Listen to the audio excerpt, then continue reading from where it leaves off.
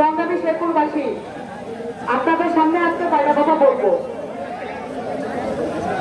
আমাদের জুলাই অভ্যুত্থানে যে শহীদরা, যে শহীদের পরিবারে আজকে উপস্থিত আছেন, সকলের প্রতি আমাদের সালাম এবং শ্রদ্ধা আছে।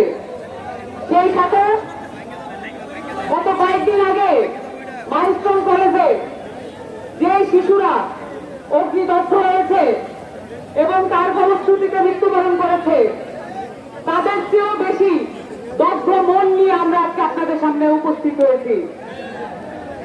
এই দগ্ধ মন নিয়ে আমরা লক্ষ্য করছি এই ঘটনার তদন্তের কোনো অগ্রগতি হচ্ছে না।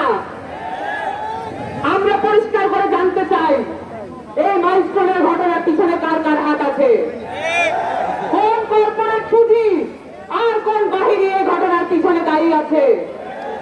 আমরা খুব লক্ষ্য করলাম এর চিফের পদত্যাগের দাবি মাঠ থেকে উঠে গেছে, কিন্তু এরকম কোন ঘটনায় আমরা অন্য কোন দেশে পদত্যাগের দাবি উঠে যেতে দেখতাম না। বাংলাদেশ একটা সভ্য দেশে রূপান্তরিত হওয়া দরকার। আপনারা এরও দেখেছেন বাংলাদেশের অভ্যুত্থান পরবর্তী সময়ে সবচেয়ে বেশি প্রয়োজন ছিল পুলিশ সংস্কার। আপনারা কি পুলিশ সংস্কার কমিশনের নাম শুনছেন? খালি নির্বাচনের সাথে সংশ্লিষ্ট যেই কয়টা কমিশন, সেই কয়টা কমিশন নিয়ে কাজ চলতেছে।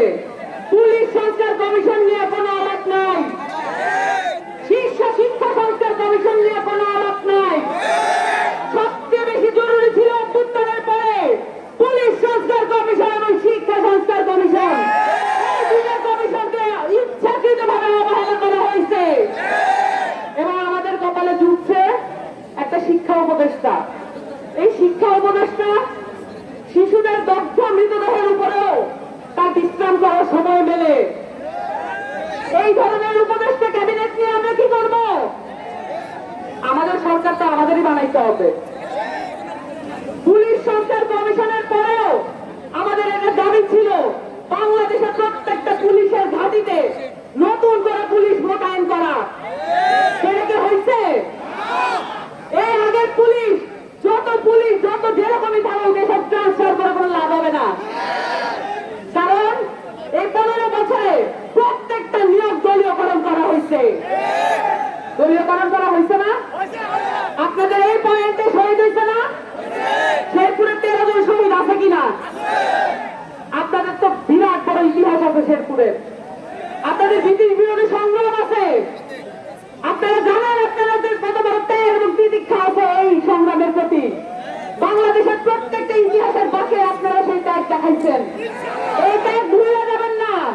24-এ 13 জন শহীদের নামও ভুলে যাবেন না। আমরা আরো